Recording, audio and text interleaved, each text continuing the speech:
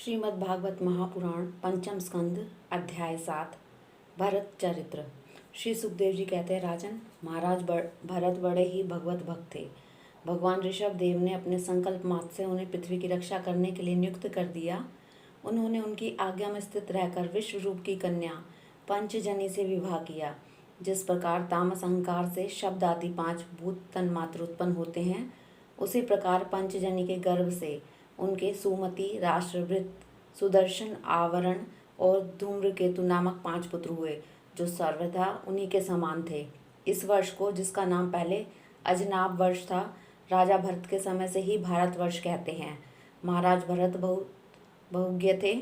वे अपने अपने कर्मों में लगी हुई प्रजा का अपने बाप दादों के समान सब धर्म में स्थित रहते हुए अत्यंत वात्सल्य भाव से पालन करने लगे।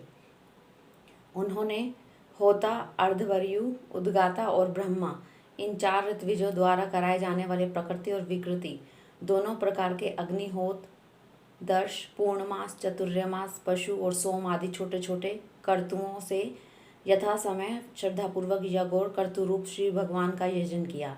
इस प्रकार अंग और क्रियाओं के सहित भिन्न भिन्न यज्ञों के अनुष्ठान के समय जब अर्धव्युगण आहुति देने के लिए हविव हाथ में लेते, तो यजमान भरत उस यज्ञ कर्म से होने वाले पुण्य कर्म फल को यज्ञ रूप भगवान यज्ञ पुरुष वासुदेव को अर्पण कर देते थे। वस्तुतः वे परब्रह्म ही इंद्र आदि समस्त देवताओं के प्रकाशक, मंत्रों के वास्तविक प्रतिपाद तथा उन देवताओं के भी नियामक होने से मुख्य कर्ता एवं प्रधान देव हैं।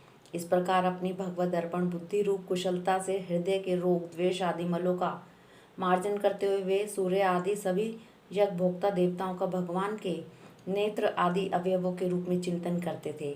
इस तरह कर्म की शुद्धि से उनका अंतःकरण शुद्ध हो गया। तब उन्होंने अंतर्यामी रूप से विराजमान हृदय आकाश में ही अभिव्यक्त होने वाले ब्रह्म स्वरूप एवं महापुरुषों के लक्षणों से उपलक्षित भगवान वासुदेव में जो श्रीवत्स, कौस्तुभ वन वाला चक्र, शंख और गदा आदि से सुशोभित तथा नर आदि निज जनों के हृदय में चित्र के समान निश्चल भाव से स्थित रहते हैं, दिन दिन वेग पूर्वक बढ़ने वाली उत्कृष्ट भक्ति प्राप्त हुई।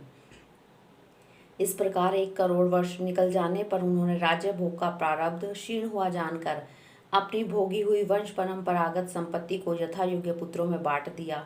फिर अपने सर्वसम्मति संपन्न राजमहल से निकलकर वे पुलहाश्रम हरिहर क्षेत्र में चले आए। इस पुलहाश्रम में रहने वाले भक्तों पर भगवान का बड़ा ही वात्सल्य है। वे आज भी उनके इष्ट रूप में मिलते रहते हैं। वहाँ चक्र नदी, जिसको गंडकी कहते हैं, नाम की प्रसिद्ध सरिता चक्राकार शालग्राम शिलाओं से, जिनके ऊपर नीचे दोनों ओर नाभि के समान चिन्ह होते हैं, सब ओर से ऋषियों के आश्रमों को पवित्र करती रहती है। उस पुल्हा आश्रम के उपवन में एकांत स्थान में अकेले ही रहकर वे अनेक प्रकार के पुष्प, पत्र, तुलसी दल, जल और कंदमूल आदि फलों से भगवान की आराधना करने लगे। इससे उनका अंतःकरण समस्त विषय अभिलाषाओं से निवृत्त होकर शांत हो गया और उन्हें परम आनंद प्राप्त हुआ। इस प्रकार जब वे नियम पूर्वक भगवान की परिचर्या करने लगे, तब उनसे प्रेम का वेग बढ़ता गया। उनका हृदय द्रवीभूत होकर शांत हो गया। आनंद के प्रबल वेग से शरीर में रोमांच होने लगा तथा उत्कंठा के कारण नेत्रों में प्रेम के आंसू उमड़ आए, जिससे उनकी दृष्टि रुक गई। अंत में जब अपने प्रियतम के अरुण चरण अरविंदों के ध्यान से भक्ति योग का आविर्भाव हुआ, तब परमानंद से सराबोर हृदय रूप गंभीर सरोवर में बुद्धि के डूब जाने से उन्हें उस नियम पूर्वक की जाने वाली भगवत पूजा का भी स्मरण न रहा। इस प्रकार वे भगवत सेवा के नियमों में ही तत्पर रहते थे। शरीर पर कृष्ण मृग चर्म धारण करते थे तथा त्रिकाल स्नान के कारण भीगते रहने से उनके केश बुरी बुरी घुंघराली लटों में परिणत हो गए थे, जिनसे वे बड़े ही सुहावने लगते थे। वे उदित हुए सूर्य मंडल में सूर्य संबंधी ऋचाओं द्वारा ज्योतिर्मय परम पुरुष भगवान नारायण की आराधना करते और इस प्रकार कहते, भगवान सूर्य का कर्म फलदायक तेज प्रकृति से परे है। उसी ने संकल्प द्वारा इस जगत की उत्पत्ति की है। फिर वही अंतर्यामी रूप से इसमें प्रविष्ट होकर अपने चित्त शक्ति द्वारा विषय लोलुप जीवों की रक्षा करता है। हम उसी बुद्धि प्रवर्तक तेज की शरण लेते हैं। हरिओम तत्सत।